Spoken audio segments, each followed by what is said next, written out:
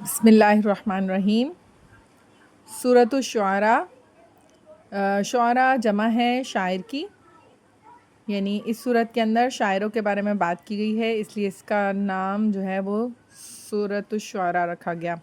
اس کے تعارف کی طرف چلتے ہیں۔ یہ صورت مکی صورت ہے اور اس میں 11 رکوع ہیں، 227 آیات ہیں، اور اس صورت میں نبی کریم صلی اللہ علیہ وسلم کفار کے سامنے اللہ تعالیٰ کا پیغام پہنچانے کے لیے جب نکلے تو کفار نے طرح طرح کے اعتراضات کیے اور مختلف مطالبات کے ذریعے سے نبی کریم صلی اللہ علیہ وسلم کو اذیتیں بھی دیں۔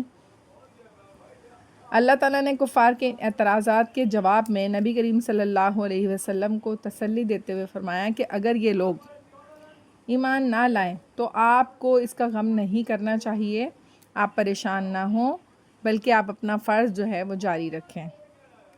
اسی طریقے سے اس صورت کے اندر جو ہے وہ حق قبول نہ کرنے والوں کی عقل کو قصوروار بھی ٹھہرایا گیا ہے۔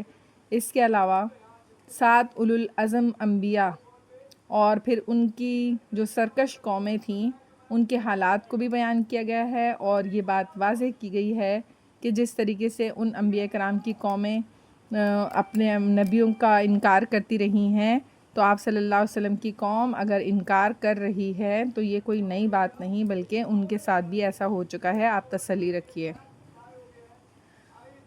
اور آخری رکوع میں پھر یہ بات واضح کی گئی ہے کہ جس قرآن کو یہ کلام الہی ماننے سے انکار کر رہے ہیں، یہ وہ کلام ہے جسے رب العالمین نے نازل کیا ہے، اور آپ صلی اللہ علیہ وسلم رحمۃ للعالمین ہیں، تو ان کے متعلق اس طرح کی بات کہنا کہ کسی شیطان کا کلام ہے یا کسی شاعر کا کلام ہے، یہ بہت ہی حماقت اور نادانی والی بات ہے۔ تو اب چلتے ہیں اس کے مشقی کام کی طرف۔ اس کے اندر ہمارے پاس درست جواب کی نشاندہی کیجیے۔ پہلا ہے ہمارا آیات کے لحاظ سے طویل ترین مکی صورت ہے سورۃ الشعراء۔ سورۃ الشعراء کے آخر میں صفات بیان کی گئی ہیں شاعروں کی۔ جھوٹے اور گناہگار لوگوں کا ساتھی ہوتا ہے شیطان، نافرمانوں پر عذاب اترتا ہے تینوں میں، یعنی دنیا میں بھی، قبر میں بھی اور آخرت میں بھی۔ اس کے بعد ہمارے پاس ہے 5واں، عموماً جھوٹے شاعروں کی پیروی کرتے ہیں گمراہ لوگ۔ آ جاتے ہیں مختصر جواب دیجیے۔ سوال نمبر 1 ہے سورۃ الشعراء کو یہ نام کیوں دیا گیا؟ اس کا جواب شروع میں موجود ہے۔ سورۃ الشعراء کے آخر میں اچھے اور برے شاعروں کی نشانیاں بیان کی گئی ہیں، اسی مناسبت سے اس سورت کا نام سورۃ الشعراء ہے۔ دوسرا سوال ہے سورۃ الشعراء کا مرکزی مضمون کیا ہے؟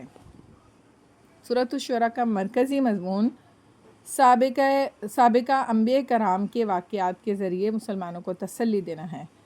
سوال نمبر 3، سورۃ الشعراء کے اہم علمی و عملی نکات میں سے 2 تحریر کیجیے۔ اس کے علمی اور عملی نکات یہ ہیں، ان میں سے کوئی سے بھی کیے جا سکتے ہیں، تو ہم پہلا اور دوسرا پڑھ لیتے ہیں کہ قرآن مجید اللہ تعالیٰ کی طرف سے ایک روشن کتاب ہے جس میں زندگی گزارنے کے واضح طریقے موجود ہیں۔ ہمیں عربی زبان سیکھنی چاہیے کیونکہ اللہ تعالیٰ نے قرآن مجید کو عربی زبان میں نازل کیا ہے۔ اس کے بعد ایک اور میں نے اس صورت کے متعلق سوال الگ سے لکھا ہے کہ شاعروں کی پیروی کرنے والوں کی صفات بتائیے۔ تو شاعروں کی پیروی جو ہے وہ اس کا جواب یہ ہے، شاعروں کی پیروی گمراہ لوگ کرتے ہیں، اور نمبر 2 وہ ایسی باتیں کرتے ہیں جو وہ کرتے نہیں ہیں۔ اس کے بعد ہمارے پاس سورۃ الشعراء کا پر ایک مفصل نوٹ ہے، اس کو میں نے لکھ دیا ہے رجسٹر میں، یہ ہمارے پاس ہے۔ اس کے اندر ہم سب سے پہلے شان نزول بیان کیا گیا ہے، اور اس کے بعد نمبر 2 پہ حق کا انکار کرنے والے قصوروار ہیں۔ پھر اس کے بعد سرکش قوموں کے حالات بیان کیے گئے ہیں صورت میں، اور معجزہ دیکھ کر ایمان، ٹھیک ہے، یہ ایمان لکھا ہوا ہے۔ اس کے بعد قرآن کسی شاعر کا کلام نہیں ہے۔